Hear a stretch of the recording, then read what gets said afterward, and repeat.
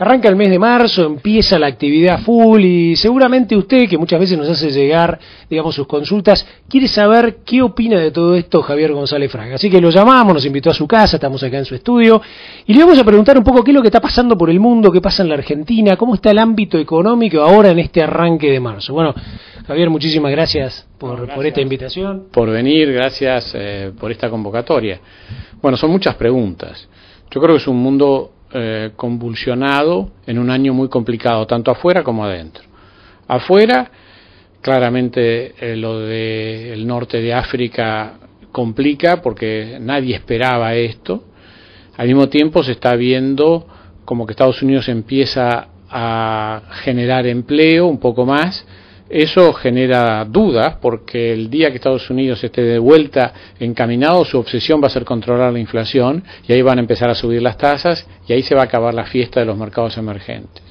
Y Europa tiene una cantidad de incógnitas que no logra superar y no se descartan inclusive que todavía algunas monedas vuelvan a reaparecer como crisis, como consecuencia de una crisis del euro. Entonces estamos ante un mundo complejo, pero a los efectos de seguramente los que nos están escuchando, lo importante es que nada va a cambiar demasiado en los próximos meses. O sea, yo creo que vamos a seguir en un mundo de commodities altos, quizás no tan altos como cuando el petróleo estaba a 80, con un petróleo de 100, hay dudas sobre la reactivación. Tanto Brasil como China tienen que darle importancia a controlar la inflación, van a crecer algo menos de lo que estaba previsto. Todas esas son noticias que a nosotros nos van a enfriar un poco, pero no estamos hablando de un cambio brusco, estamos hablando de una desaceleración. Y yo creo que esto es el dato. Y a eso hay que sumarle los condimentos locales. Los condimentos locales son una inflación que va a ser distinta que la del año pasado. La inflación del año pasado fue una inflación de alimentos con muy pocas otras cosas, o sea, la carne subiendo casi 70%, el resto de los alimentos promediando un 40%, y el resto de las cosas entre el 20 y 25%. Este año va a ser distinto. Yo creo que los alimentos van a subir, pero no tanto, la carne va a seguir subiendo, pero no tanto, y van a subir más otras cosas. El resultado va a ser una inflación que probablemente supere a la del año pasado, pero distinta. No va a ser tan de alimentos y va a ser probablemente más relacionada con incrementos salariales, aumentos de servicios y aumentos de bienes industriales. El tema clave que nadie puede dar una respuesta, por lo menos a esta altura del año, es qué va a pasar con los salarios. Porque uno diría, los salarios en el marco de un año electoral debería estar más o menos controlados por el gobierno, pero el gobierno está entrando en una confrontación con los sindicatos. Está en los diarios de estos días que los ferroviarios van a poner un piso de 40%. Eso no es porque crean que la inflación fue 40%, eso es porque creen que con lo de Pedraza y compañía están entrando en un conflicto político. Entonces, yo creo que el pronóstico para este año debería ser más de lo mismo en los próximos meses y después estar sometido a grandes signos de interrogación en función de cómo viene a desarrollarse el tema político. Javier, hay un tema que es clave que mucha gente pregunta, más allá de Moreno, la gente dice, bueno, la inflación es real, la vivimos en el supermercado, en los últimos 3 años hubo inflación de 2 dígitos y en algunos casos 20 y pico. Bien, la pregunta que muchos se hacen es ¿por qué proviene, no? Del progresismo dicen que es falta de oferta, desde a lo mejor otras opiniones más ortodoxas dicen que es emisión monetaria. Después se empieza a generar también una propia espiral, que yo aumento por la duda, vos aumentás por la duda, hasta donde dé. ¿Por qué no podemos parar la inflación y por qué ocurre este fenómeno? Mi diagnóstico está a mitad de camino entre las dos que comentaste. Yo creo que hay algo de expansión monetaria, pero fundamentalmente lo que está haciendo la oferta monetaria es acompañar a la demanda. Pues fíjate que la oferta monetaria está en el 32%. Cuando vos tomás el crecimiento de un 25% de inflación y 9% de crecimiento del producto, te da 35%. O sea, ni siquiera la cantidad de dinero acompaña el crecimiento del Producto Bruto Nominal. O sea, por eso es que yo creo que no es la causa fundamental. La causa fundamental son 3 causas fundamentales. Primero, hay un exceso de gasto público, o sea, fiscal. Hay un aumento de la demanda por exceso de gasto público, especialmente, no por el total, especialmente subsidios que benefician a clase media alta y alta, fundamentalmente de capital federal, que están presionando en los mercados subiendo los precios. O sea, cuando vos te cobran 15, 20 pesos de luz o 15 o 20 pesos de gas, esos 600, 700 pesos que te estás ahorrando, si las tarifas fuesen lo que tienen que ser, te lo estás gastando en ir a comer afuera, en ropa, en entretenimiento, lo que sea, y eso está aumentando la demanda. Por otro lado, este gobierno ha sido mucho más eficaz estimulando la demanda o el consumo que la oferta o la producción. Entonces, el gobierno al mismo tiempo que te estimula el consumo con estas políticas, baja tasa de interés, gasto público, etcétera, no te alienta la inversión. Entonces hay un excedente de demanda. Entonces acá son dos cosas: un exceso de demanda por la política fiscal y un faltante de oferta por desalentar la producción. Los morenos, los controles de precios, las trabas a las importaciones, todo eso en realidad desalienta la producción. Y no menos importante, por último, hay un tema de anarquía de expectativas generado por el INDEC. Como el INDEC no es creíble, vos decís 20%, pero otro te dice 30% y otro te dice 40%, y es muy difícil saber quién tiene razón. Entonces, claro, entonces vos por las dudas te cubrís y decís, no, yo voy a aumentar el precio del 30%, y por lo tanto acepto aumento de salarios del 30%. Y esto es porque hay una anarquía de expectativas y el gobierno no puede conducir las metas inflacionarias. O sea, yo creo que esta política del INDEC ha sido tremendamente perjudicial para el gobierno, ha generado muy pocos beneficios, yo no creo en esos ahorros por pagar menos indexación, y ha generado enormes costos, entre ellos disparada de expectativas inflacionarias. Y después hay problemas por no saber alentar la oferta, no saber alentar la inversión, y por otro lado, como te dije, por alentar el consumo de la clase medias altas o altas, de la mitad más rica, que es la que recalienta los mercados. No podemos decir que esta inflación de estar pagando la carne 60 pesos el kilo o más, la están generando los pobres que reciben el subsidio por niñez. Eso es totalmente erróneo, no se puede sostener eso. Entonces lo que estamos viendo es que le están poniendo plata en el bolsillo a los sectores que más tienen y que estos recalientan los mercados de ropa, de combustibles, de comestibles caros, también en todo lo que son servicios. Y esto creo que es la causa de la inflación. No adhiero ni que esto es culpa de los empresarios, ni que esto es culpa del Banco Central. Javier, vos al igual que yo hemos vivido, vos lo has estudiado más desde lo económico, estos fenómenos en los cuales cuando vos le sacás el maquillaje, te encontrás con que atrás aparecen arrugas enormes, ¿no? Y a mí me da la sensación, y esto por eso te lo pregunto técnicamente, como que hay un gasto público que si gana alguien se va a tener que dar cuenta que va a tener que ajustar el cinturón, y el ajustar eso trae un montón de conflictos. Hay esto que es tarifas, subsidios, un problema energético y un problema incluso hasta de rutas, de ferrocarriles, etcétera, estructural y de puertos importante. ¿Eso no es maquillaje o...? No, yo creo que el gasto está a niveles récords. Yo creo que este gobierno ha incrementado el gasto, una cifra aproximada de lo que ha gastado de más sobre lo que se venía gastando es del orden de los 100.000 millones de dólares acumulados. El tema es que este gasto no se nota en un mejoramiento de la distribución del ingreso, no se nota en una eliminación de la pobreza.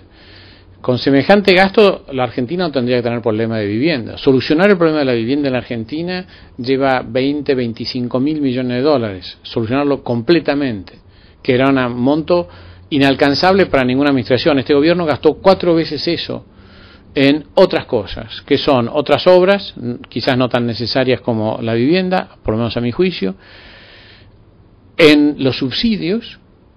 Estamos gastando de subsidios más de 10.000 millones de dólares al año. Subsidios que muchos son justificables, pero la enorme mayoría no. Seguimos gastando 10.000 millones de pesos por año, 2.500 millones de dólares en subsidiar alimentos que no van a los que menos tienen. Seguimos gastando en subsidiar el transporte en ciudades como Buenos Aires, pero no en las ciudades pobres del interior. El colectivo que acá cuesta 1.20, en Tucumán cuesta 2.50. Entonces nos estamos beneficiando los que tenemos gas natural, no los que lo pagan en garrafa. Entonces yo lo que creo es que no hay que sobredimensionar esta cuestión del ajuste de tarifas. Yo creo que la Argentina, sobre todo los porteños, los que nos beneficiamos de esto, tenemos que tener claro que hemos recibido un regalo y que esto tiene que terminar. Si no, por eso vamos a salir a hacer cacerolazos el día que tengamos que pagar 300 pesos por el gas y no 20 pesos. Esto creo que es un tema central. Por supuesto que esto tienen que pagarlo la mitad más rica del país, y me incluyo decididamente. no los que ganan menos, entonces hay que saber hacerlo, pero yo creo que esto es la tarea por delante, y cómo aumentar las tarifas para los sectores que pueden pagarlo, que por supuesto te va a generar una caída del consumo, pero esa caída del consumo, como bien lo insinuaste en tu pregunta, se va a reemplazar con el aumento de la inversión, porque cuando suban las tarifas de gas, suban las tarifas de electricidad y suban las tarifas de transporte, los privados van a volver a invertir en generación de electricidad, en exploración y explotación petrolera, en transporte, van a empezar a mejorar los colectivos y todo esto que hoy no se está mejorando, porque total no depende del usuario que el transporte ande mejor. Parece un poco lo que pasó con el fenómeno de la ganadería en la Argentina, ¿no? Exactamente, exactamente. Bueno, la ganadería también, esto podría ser otra causa de inflación para el 2010, es el muestrario de los errores. O sea, logramos tener planchado el novillo, el kilo vivo durante 3 años alrededor de 3.50 y después se duplicó o más que duplicarse porque nos quedamos sin carne. Entonces esto también es parte de las políticas que yo llamaba de deterioro de oferta que este gobierno ha encarado. Pero yo creo que son todas correcciones que quedarán para el próximo gobierno, aún de línea oficialista. Yo quiero creer que Cristina, si gana, parecería hoy que tiene posibilidades, primero que tiene voluntad de presentarse y segundo que tiene bastantes posibilidades de ganar, no va a mantener las mismas políticas que llevaron a todas estas tensiones. Supongo que no querrá modificarlas en un año electoral para que no le asalte la oposición, pero creo que ya hay algunas señales que algunos cambios quizás cosméticos, como decíamos hace un rato, pero creo que puede ser importante que introduzca cambios que primero le permitan a Argentina acceder a los mercados mundiales.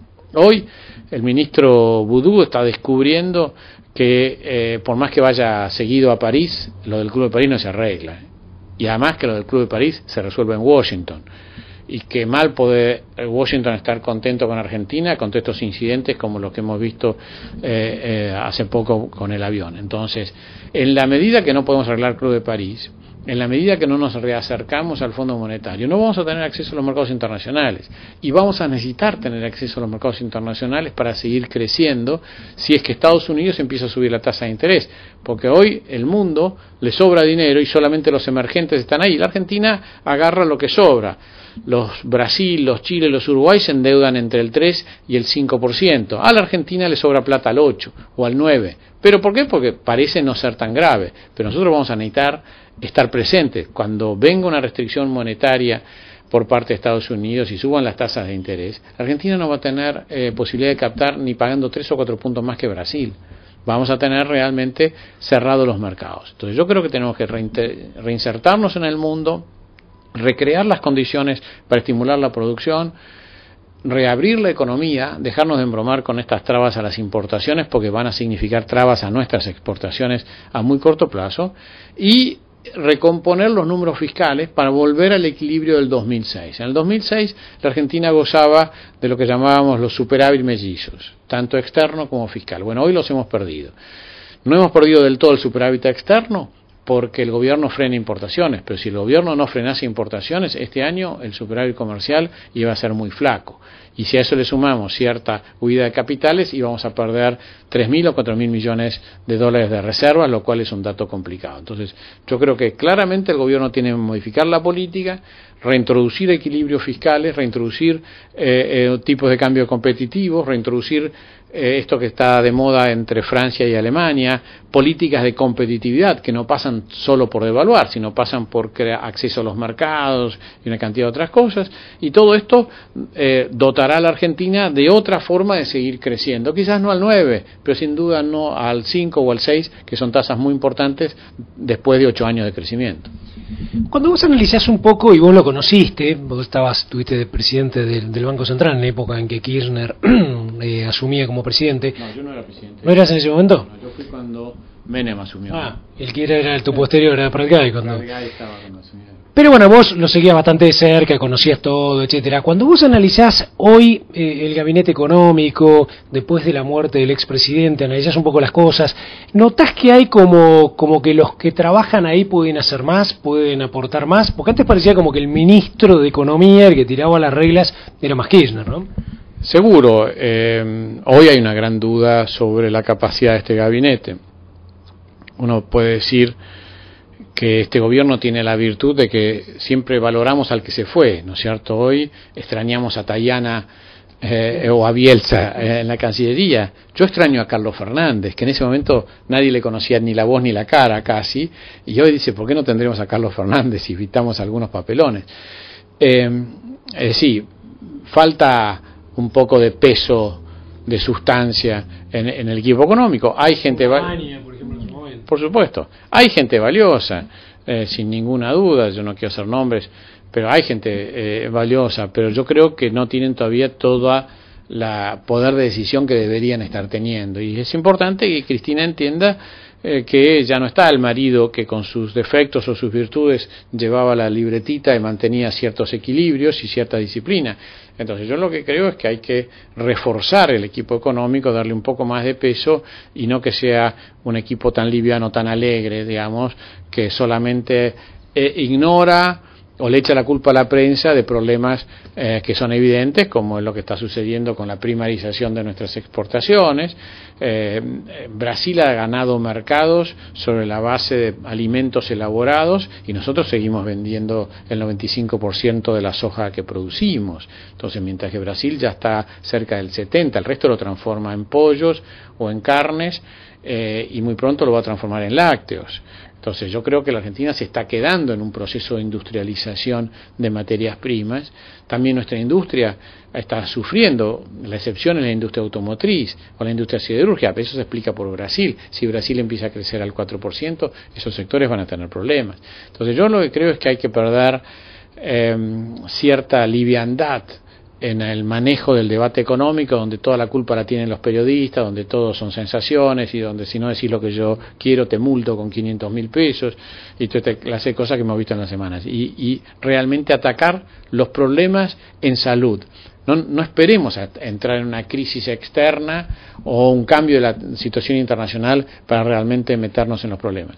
Yo tengo la ilusión que el propio gobierno, si es que le toca seguir gobernando, haga los cambios que tenga que hacer, y si no, que sepamos votar en octubre y que asuma el control quien sepa hacer estos cambios. Yo recuerdo cuando vos fuiste justamente presidente del Banco Central, había lo que se llamaba esa independencia de criterio, ¿no?, con el Poder Ejecutivo. Después con Pratgay siguió, después más o menos con Redrado. Bueno, el año pasado hubo una crisis importante cuando asumió la presidenta actual. ¿Se nota, digamos, cómo dirías que se nota esa forma heterodoxa de manejar el Banco Central, tal vez más atado al Poder Ejecutivo? Yo creo que eso no es tanto una cuestión de ley como de carácter, tanto de respeto del que ejerce la primera magistratura, el presidente de la República, como de carácter del presidente del Banco Central. Yo creo que es un tema que no debe ser exagerado. O sea, mira que yo fui en el año 89 el que planteó por ley la necesidad de tener un Banco Central independiente, y el entonces presidente Menem me lo aceptó, y yo tengo que decir que aunque no tenía la ley, él fue muy respetuoso de mi independencia hasta extremos impensables. O sea, yo tomaba decisiones y a veces el ministro se enteraba por los diarios de las decisiones que yo tomaba. No sé si eso es bueno o malo, pero esto era así. Yo creo que en el caso actual y quizás en el anterior con Martín Redrado, les tocó convivir con una faz creciente de la economía, donde el Banco Central enfrenta pocos problemas, pocos conflictos. El drama es cuando hay una disparada inflacionaria, cuando hay una disparada cambiaria, y las decisiones que toma el Banco Central tienen que ser realmente dolorosas. Yo creo que tanto en la gestión Redrado como en la actual, más allá de las formas, el Banco Central ha acompañado. Yo no estoy en contra de esta política. Lo que creo que es más importante es lo que no se ve. A solas, cuando están con la máxima autoridad o con el resto del gabinete, estos presidentes de Banco Central que he mencionado, ¿pelean por una reducción del gasto público o son complacientes con la política fiscal? Yo creo que eso es lo que me gustaría saber y no lo tengo claro. Yo creo que es muy importante, no que el Banco Central corte la emisión monetaria, corte solo, porque eso no soluciona nada. Eso lo único que genera es un alza de las tasas de interés, el aumento de la especulación, el ingreso de dólares especulativos y al poco tiempo crisis bancaria y cambiaria. Yo no estoy de acuerdo con esas políticas monetaristas, como hay colegas míos, es todo un poco sistémico, ¿no? Para mí, en un país emergente con poca profundidad financiera como la Argentina, si hay desequilibrios fiscales, el Banco Central no los puede arreglar, los tiene que acompañar, tiene que pelear adentro para evitar que haya equilibrios fiscales. ¿Por qué? Porque somos países de muy baja profundidad financiera, donde tendrías que hacer un shock de moneda para tener un poquitito de respuesta en la actividad económica. Entonces, esto para mí no es la solución. La solución pasa porque estos presidentes del Banco Central hagan escuchar su voz y su visión en el seno de una reunión de gabinete o en el seno de una reunión con la Presidenta de la República. Entonces, esto es el tema del cual no tengo información de cómo se manejan. Pero, en principio, yo no creo que el tema de la independencia sea un tema central y creo que no hay lugar para una política monetarista en un contexto expansivo fiscal. Eso no sirve. Brasil, que tiene mucha más profundidad financiera, está demostrando que eso tampoco le funciona y a la larga sostiene tasas de interés muy altas que le generan mayor inflación por ingreso de capitales que tiene que estar frenando de otra manera y no soluciona el problema y cada vez tiene más inflación. Entonces, tengamos claro las experiencias vividas por nosotros y vividas por otros países similares. No podemos encontrar una solución monetarista a un problema fiscal. El problema tiene que ser resuelto en el área fiscal. Y creo que si el gobierno se compromete en gastar, que pague o no pague, o que si paga después venga el Banco Central y absorba dinero, no cambia la realidad. Entonces, pienso que el tema de la independencia del Banco Central no es lo central.